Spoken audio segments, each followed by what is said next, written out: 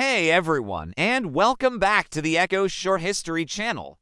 Today, we're diving deep into one of the most pivotal moments in Roman history, a story of ambition, power, and betrayal that sealed the fate of the Roman Republic.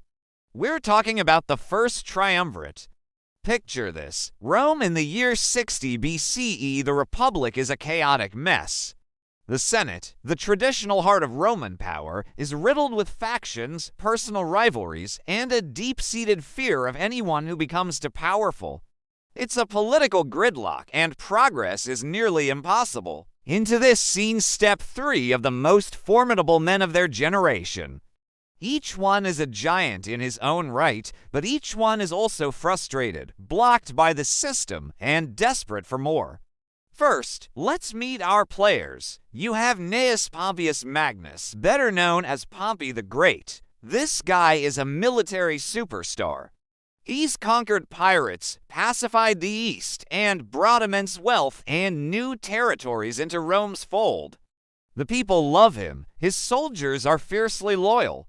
But when he comes back to Rome, what does he get? A Senate that snubs him, refusing to ratify his settlements in the East and denying land grants for his veteran soldiers. They're terrified of his popularity and the army at his back. So, Pompey, the hero of Rome, is left stewing on the sidelines. Next up, Marcus Licinius Crassus. If Pompey was the military hero, Crassus was the money man. He was arguably the richest man in Rome, having amassed an obscene fortune through real estate, slave trading, and all sorts of shrewd, and sometimes ruthless, business dealings. He famously put down the slave revolt led by Spartacus, but wealth wasn't enough. Crassus craved the one thing money couldn't buy: military glory and the respect that came with it, the kind of respect that Pompey had in spades. He wanted a major military command to prove he was more than just a rich guy. The Senate, however, saw him as just that and consistently blocked his ambitions. And finally, we have the rising star, Gaius Julius Caesar. Charismatic, brilliant, and from an old aristocratic family, Caesar was a political mastermind with boundless ambition. He just returned from a successful governorship in Spain and wanted to celebrate a triumph, the highest military honor, and run for consul, the highest office in the Republic. The problem: Senate rules said he had to choose. He could either wait outside the city for his triumph or enter the city to declare his candidacy for consul, but he couldn't do both. The Senate, particularly his conservative enemies like Cato the Younger, refused to bend the rules.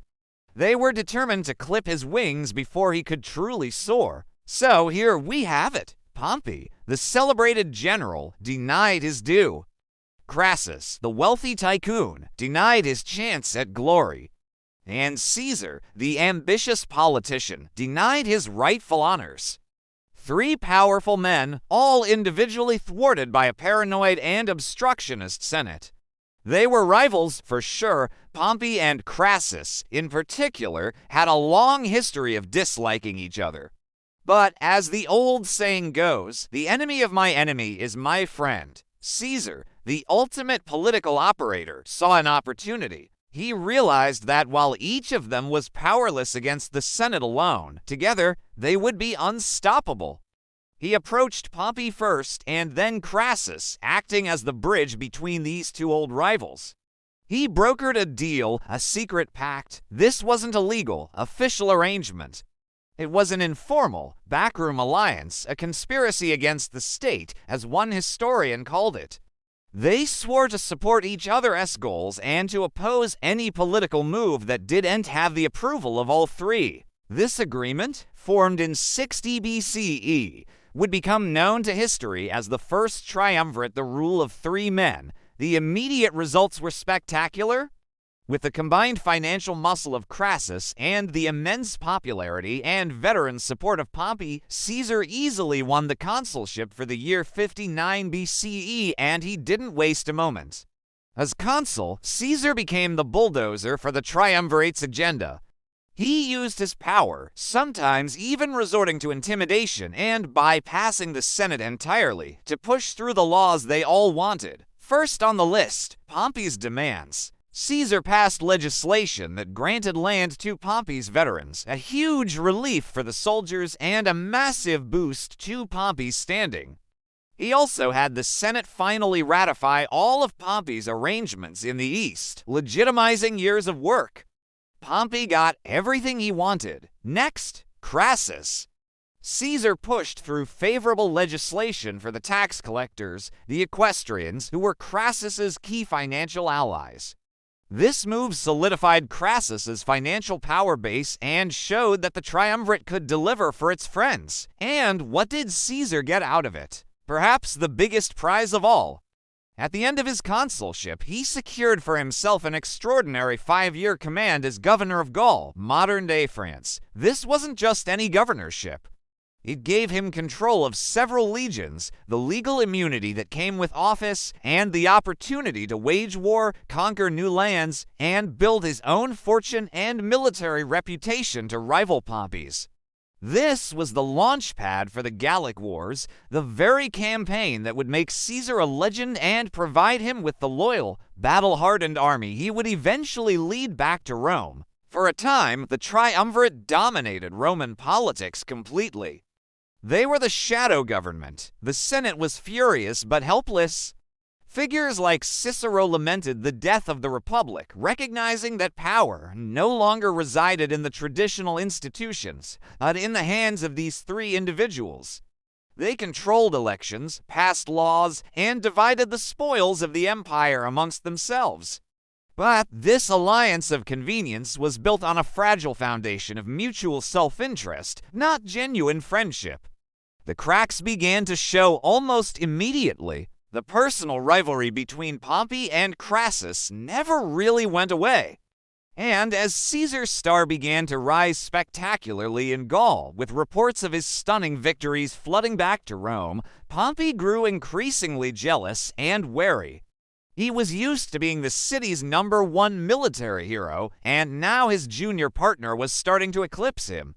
In 56 BCE, the alliance was teetering on the brink of collapse. To save it, the 3 men met again at the Lucca Conference. They renewed their pact, essentially redividing the Roman world. Pompey and Crassus would be co-consuls for the following year. After their term, Pompey would get a long-term governorship of Spain, which he cleverly governed from Rome, staying close to the center of power. And Crassus would finally get his wish, a major military command against the Parthian Empire in the east. Caesar, in return, had his command in Gaul extended for another 5 years. The triumvirate was back in business, but it was a short-lived renewal. The beginning of the end came in 50 for BCE when Julia, Caesar's daughter and Pompey's wife, died in childbirth. Their marriage had been the personal and political glue holding the 2 men together. Her death severed that crucial family bond. Then, just a year later, in 53 BCE, the triumvirate suffered a mortal blow. Crassus, seeking the military glory he so desperately craved, led his legions into a disastrous campaign against the Parthians. At the Battle of Carrhae, the Roman army was annihilated and Crassus himself was captured and killed. According to legend, the Parthians, in a grimly ironic gesture, poured molten gold down his throat to mock his legendary greed. With Crassus gone, the triumvirate was no more. The 3-legged stool had lost a leg and collapsed. All that was left were 2 titans, Caesar now a wildly successful and adored general with a powerful army at his back, and Pompey now aligned with the conservative Senate, who saw him as the only one who could stop Caesar's meteoric rise. The balance of power was shattered. The rivalry that had been simmering for years now boiled over. The political stage was set for a direct confrontation between the 2 most powerful men in Rome. The informal alliance that had been created to bend the Republic to their will had, in the end, broken it. The result would be a devastating civil war, the end of the Roman Republic, and the rise of an emperor. The story of the First Triumvirate is a timeless lesson in power, ambition, and the fragility of political alliances. It shows how personal ambition can override the good of the state and how the concentration of power into few hands can lead to catastrophe.